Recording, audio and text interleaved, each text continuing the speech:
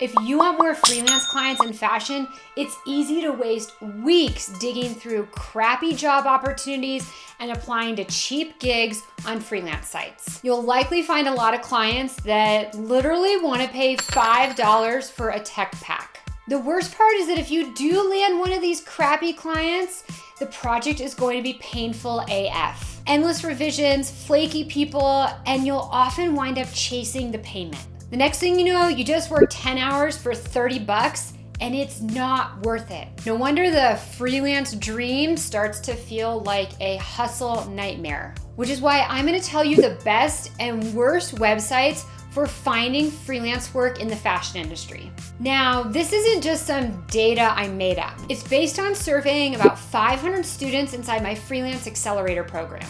I asked them what sites were worth looking at and which ones you should ignore. And in this video, I'm gonna share what I learned.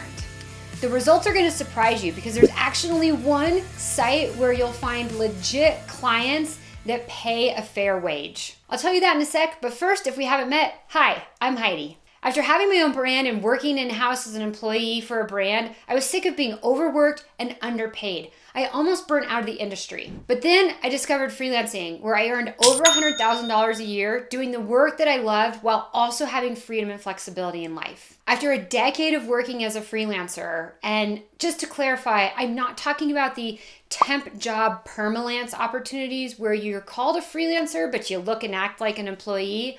I'm talking about true remote freelancing where you work with a variety of clients that you choose when and where you want. I did this for over a decade, and now I spend most of my time educating aspiring fashion freelancers like you how to kick ass and become successful fashion freelancers. Make sure to hit subscribe and tap that bell button to be notified of new videos. All right, let's talk about some of the freelance sites. First, we're gonna cross the time wasters off your list. These freelance sites just aren't worth it, so don't waste your time. First up, we have the ever popular Fiverr. Now, you may guess based on the name that it was originally coined where people could get something done for $5. Obviously, the pricing options have grown and changed over the years, but it still just attracts a lot of cheap clients.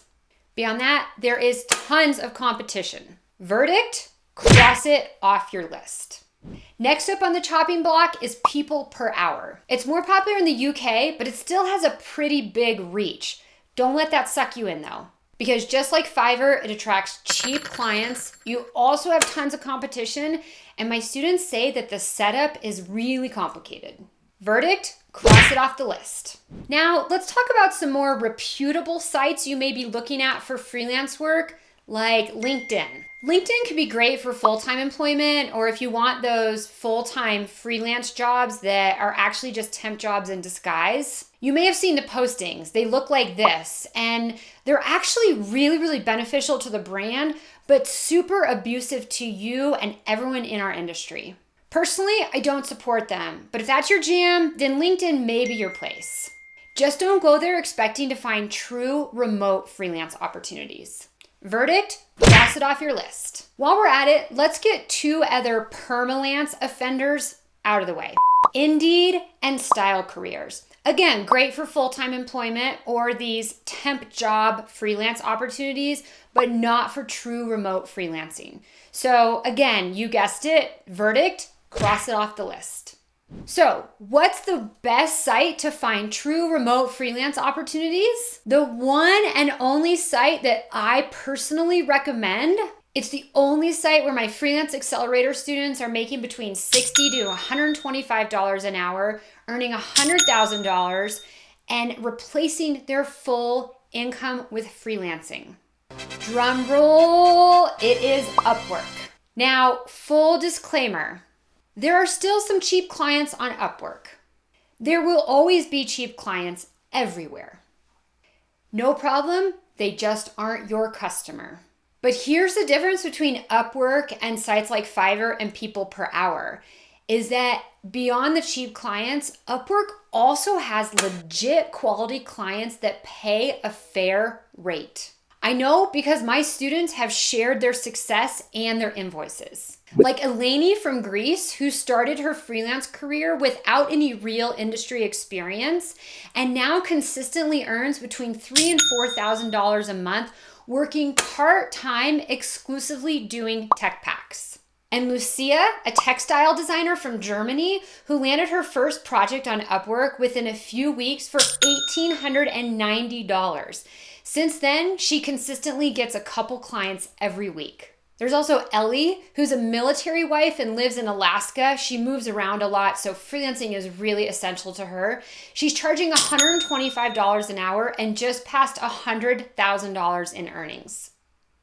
Now, when you're on Upwork, there are strategies to differentiate cheap clients from quality clients. And there are strategies to set up your profile so you attract the right brands. Beyond Upwork, though, there are tons of simple places to find quality freelance clients. You'd never think to look there, and they're not freelance sites. So the benefit is they don't take a cut of your earnings. Boom.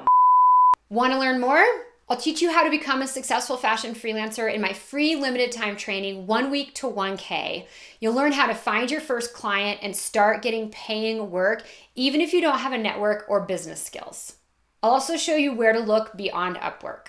Tap the button on the video or hit the link below to get instant access for free. Thanks for watching. I'm Heidi, and I'm stoked to be here to teach you all the stuff that you don't learn in fashion school and no other industry professionals talk about to teach you how to become a successful fashion freelancer. Check out all my free resources below, and if you like this video, give me a thumbs up and make sure to subscribe. I'd also love to know, what surprised you most about the freelance sites that I shared? Let me know below in the comments. Don't take a cut, blah. Endless revisions, what am I gonna say? More popular, blah.